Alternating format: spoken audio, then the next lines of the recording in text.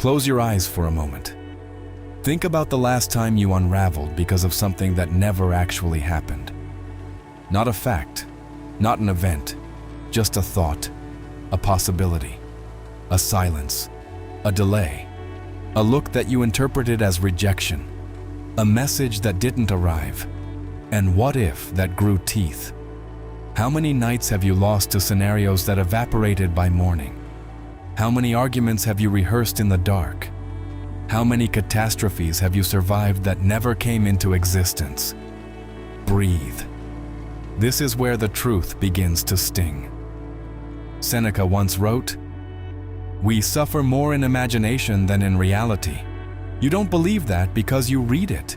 You believe it because you've lived it. Your mind invents danger. Your body obeys. Your heart accelerates as if something is chasing you. Cortisol floods your bloodstream as if a predator were near. But there is no predator. Modern neuroscience confirms what the ancients intuited. The brain does not clearly distinguish between vividly imagined threat and real threat. The amygdala reacts. The nervous system prepares for war. And you pay the biological cost for fiction. This is not about real trauma, not about grief, not about actual loss. This is about the invisible suffering that grows from hypotheses. Will they leave me? Did I ruin everything? What if tomorrow collapses? What if I am not enough?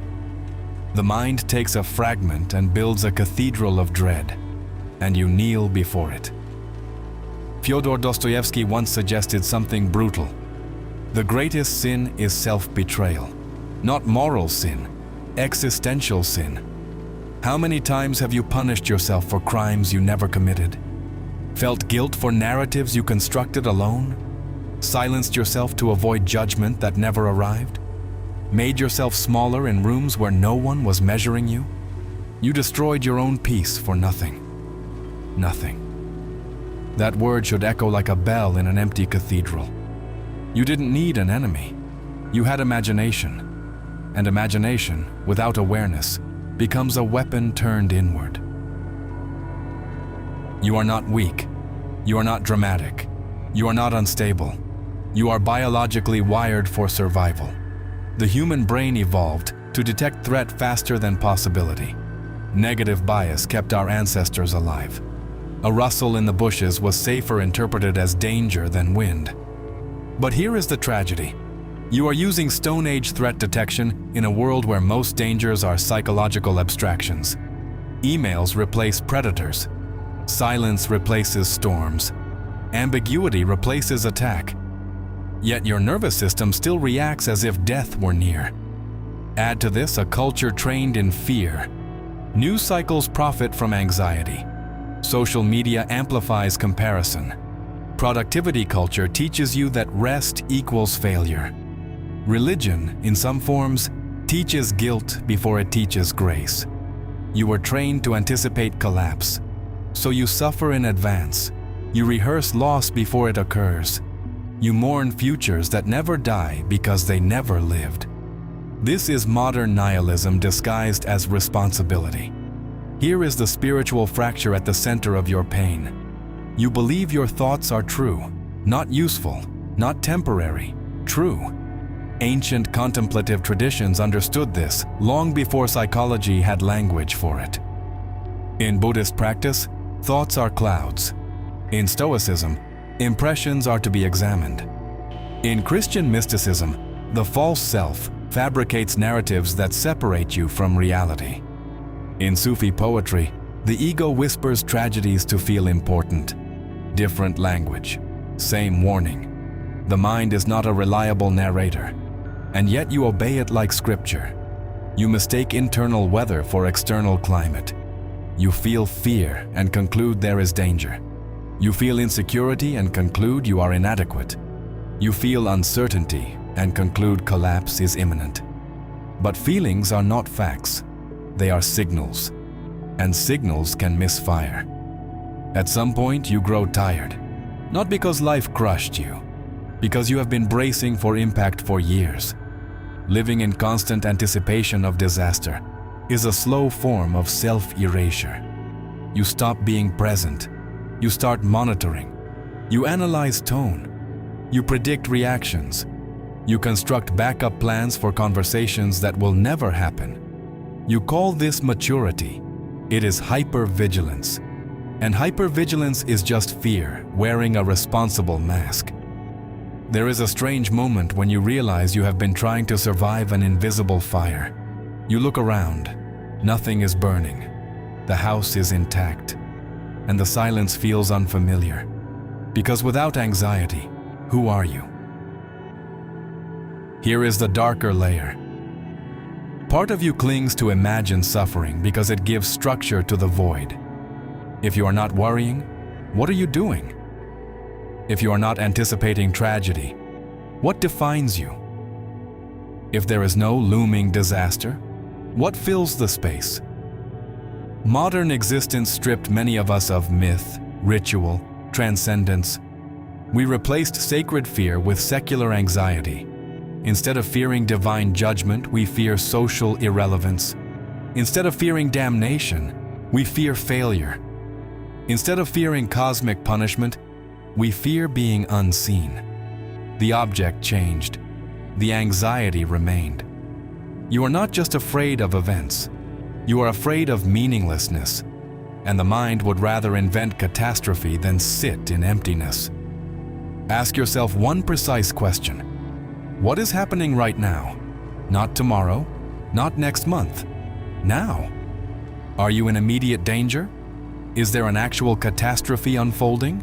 Is the rejection confirmed? Is the loss concrete? Most of the time, the answer is simple. Nothing. You are breathing. There is air. There is ground beneath you. Your body exists in space. The threat lives in projection. When you see this clearly, something shifts. Not fireworks, not euphoria, a sober relief. You realize you have been arguing with ghosts.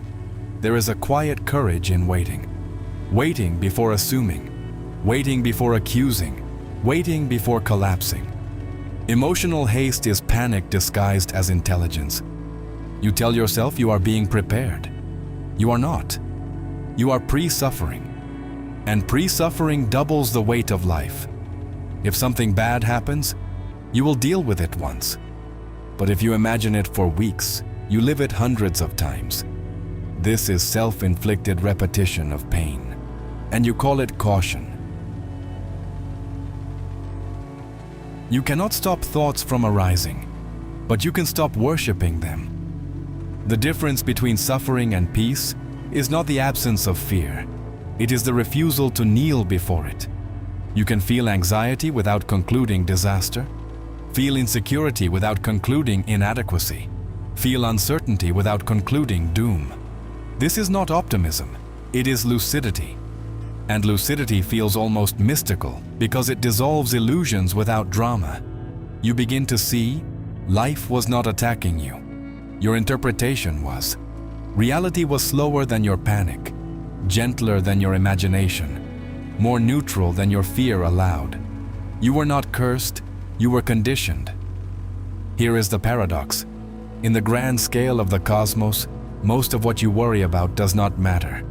Your awkward sentence, your delayed reply, your imagined embarrassment, your hypothetical failure. The universe is indifferent, and that indifference is not cruelty. It is freedom. If nothing is watching with cosmic hostility, then you are free to stop persecuting yourself. If existence has no vendetta against you, then you can stop defending against imaginary judgment. You are allowed to exist without rehearsal. At some point, you must ask, when did I abandon myself? When did I start trusting fear more than evidence? When did I confuse imagination with prophecy? There is no dramatic redemption here, only a quiet return. You stop chasing hypothetical disasters. You start inhabiting actual moments. You stop fighting futures. You start breathing in the present. The light does not explode. It reveals. And what it reveals is almost disappointing in its simplicity. You were suffering for nothing. Not because your feelings were fake, but because the threats were. You don't need to predict every collapse. You don't need to decode every silence. You don't need to prepare for every what if. You can pause. Not because life is perfect, but because most of what you feared was never alive. And the moment you see that clearly, something shifts in the architecture of your being. The weight changes. The air feels different. You are not lighter because the world softened. You are lighter because you stopped fighting shadows. And for the first time in a long time, you are finally here. You are suffering for nothing, not because your pain is fake, not because your emotions are weak, but because most of what is draining you does not exist outside your own mind. You have fought battles that never arrived. You have defended yourself against accusations no one made. You have rehearsed rejection in rooms where you were never judged. And slowly, quietly, you began to shrink. There's something tragic about a person who prepares for collapse every day and never notices that the world is still standing. You wake up tense. You scan for danger. You interpret silence as threat. You turn small uncertainties into final verdicts about your worth. You call it responsibility. You call it maturity. You call it being realistic. But most of the time, it's fear rehearsing disaster, so you don't have to feel uncertainty. And uncertainty feels unbearable because it forces you to face something deeper. You are not in control of everything. None of us are. So the mind invents control through prediction. If I expect the worst, I won't be surprised. If I prepare for loss, it won't destroy me. If I criticize myself first, no one else can hurt me. But that strategy has a cost. You end up living a reduced version of your own life. Less spontaneous, less open, less trusting, less alive. You carry weight that was never yours to carry. And here's the quiet truth that changes everything. Most of what you fear never materializes. Most of what keeps you awake dissolves by morning. Most of the judgments you anticipate never cross anyone's mind. You are suffering for nothing. Not always, not completely, but far more often than you realize. And the moment you see that clearly, something shifts. You stop trying to solve hypothetical futures. You stop arguing with imaginary critics. You stop sacrificing your peace to please a ghost. You begin to return to yourself. That's what this channel is about. Not empty motivation, not loud positivity, but clarity, awareness, the kind of reflection that makes you pause and rethink the relationship you have with your own thoughts. If these videos have ever made you feel seen, understood, or just a little less alone in your overthinking, then you already know this space is different. And just by watching, by staying until the end, by reflecting instead of scrolling away, you're already supporting this work more than you might think. Truly, your time is valuable. The fact that you choose to spend it here matters.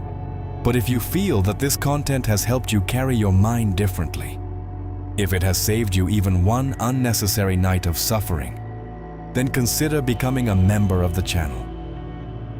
Membership isn't just a badge. It's a way of saying, I believe in this space. I want it to continue.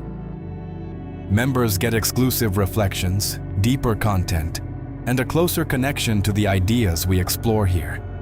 It becomes more than a channel. It becomes a community of people who are choosing awareness over chaos. And if membership isn't for you, you can also use the Super Thanks feature. It's a simple gesture, but it has real impact. It helps sustain the work, improve the production, and dedicate more time to creating content that actually matters. Not because you owe anything, you don't, but because when something gives you value, there's something powerful about giving back. It creates a quiet bond, a sense of shared purpose. And even if you never spend a single dollar, sharing the video, liking it, commenting your thoughts, that already helps more than you know. It allows these ideas to reach someone else who might be drowning in imaginary catastrophes right now. Someone who needs to hear that they are suffering for nothing. You're not just watching content. You're participating in something that challenges fear, questions illusion, and invites people back into reality. So if this resonates with you, stay close. Become part of it. Support it in whatever way feels right. And most importantly, keep choosing awareness over imagined disaster. You've suffered enough for things that never existed. Now choose something real.